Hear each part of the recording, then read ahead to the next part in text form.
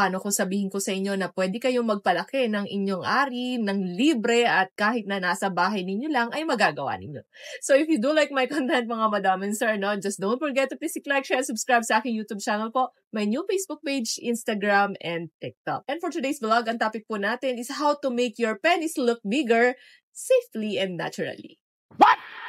So before we start sa ating vlog, alam ko isa ka sa milyon na kalalakihan na na gustong magpalaki at magpahaba ng kanilang ari. But honestly, mga madam and sir, no, there is no medications, cream, or herbal supplements na makakatulong para kayo ay talagang magpalaki ng inyong ari.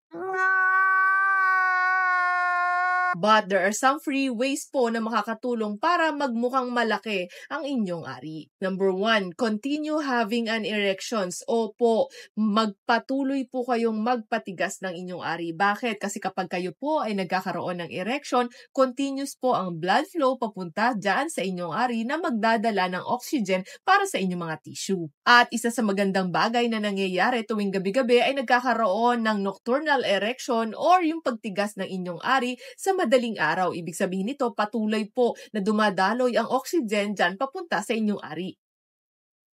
Nice. So, ibig sabihin lang, kapag tumigil ka sa pagpapatigas ng inyong ari, ay magkakaroon ka ng chronically low level of oxygen dyan sa inyong tissues. At yung mga tissues na yan ay possible na magiging less elastic over time kaya magkakaroon ng tinatawag na fibrosis o yung scars sa inyong tissue.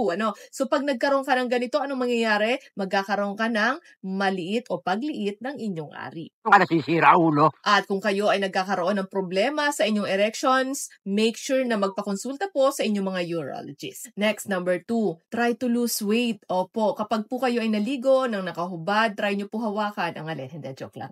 Stop it.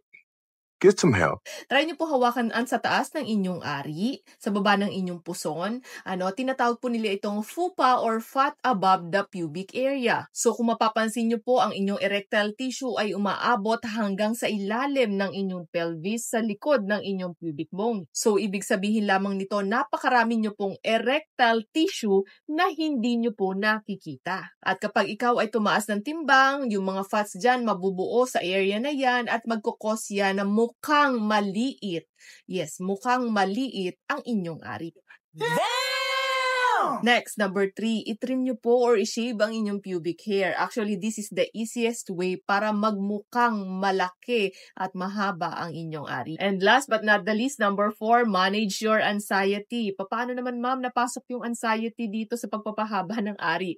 Actually, mga madam and sir, yung smooth muscles ng inyong ari ay under adrenaline control. So, ibig sabihin, kapag mataas po ang inyong adrenaline, therefore kayo po ay stress, anxious, ano po bang mangyayari? Mag-i-squeeze yung muscles dyan, maglilid to contraction ng inyong ari. Ito po yung sinasabi na parang umuurong o lumiliit, papasok ang kanilang ari. Pero kinalaunan din man mga madam and sir, kapag sila po ay nagiging maayos na, nakokontrol na po nila ito, ay bumabalik din po sa dati. Lagi lamang po natin tandaan na dapat pakaingatan ng ating katawan kasi po a healthy heart is a healthy erection. So this would be the end of my vlog po. Thank you so much for watching and hopefully na may naiambag ako sa inyo for today's video. So comment down below kung kayo po ay may request. Maraming salamat po. God bless!